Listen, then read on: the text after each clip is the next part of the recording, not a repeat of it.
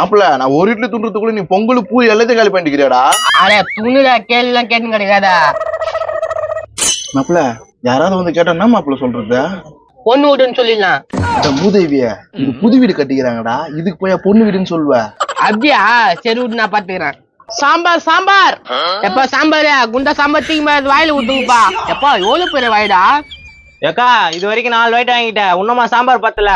ஏன்பா 25 இட்லி சாப்பிட சாம்பார் பத்துமா?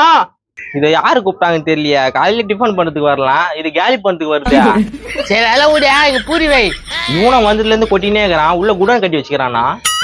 மாப்பிள்ள ஒருத்த பட்டு வச்சுட்டு கட்டினு வரான், அவன் இந்த வீட்டுக்கு சொந்தக்காரனா இருப்பான்னு நினைக்கிறேன். கொம்முன்னு சாப்பிடுறா. வாங்கி வாங்கி வணக்கம். சாப்பாடுலாம் நல்லா இருக்கா? சாப்பாடு இல்லைங்க, இது இட்லி. தெரியாம சொல்லிட்டேன். நல்லா இருக்கா? நல்லா இருக்கிறதுனால தான் 4 ரோடு வச்சுருக்கிறான். மாப்பிள்ள நீ கொஞ்சம் மூடு. உங்களை எங்கேயோ பார்த்த மாதிரியும் தெரியலையே. அதெல்லாம் இருக்கட்டும்பா. ஃபங்க்ஷன் வச்சுக்கிறேன் எப்படியா? அப்பா என்கிட்ட ஐடியா கேட்க மாட்டியா? என்ன ஐடியாங்க? இப்படி சிம்பிளா வச்சுக்கிறேன், நல்லா டீஜே எல்லாம் போட்டு மண்டபத்துல வச்சிருக்கலாம்ல. மாப்பிள்ள என்னடா நீ ஆச்சரியப்பாரு அவனும் ஆச்சரியப்பாடுறான். வந்துட்டு போயிடலாம். அப்ப இந்த இட்லியா போடா.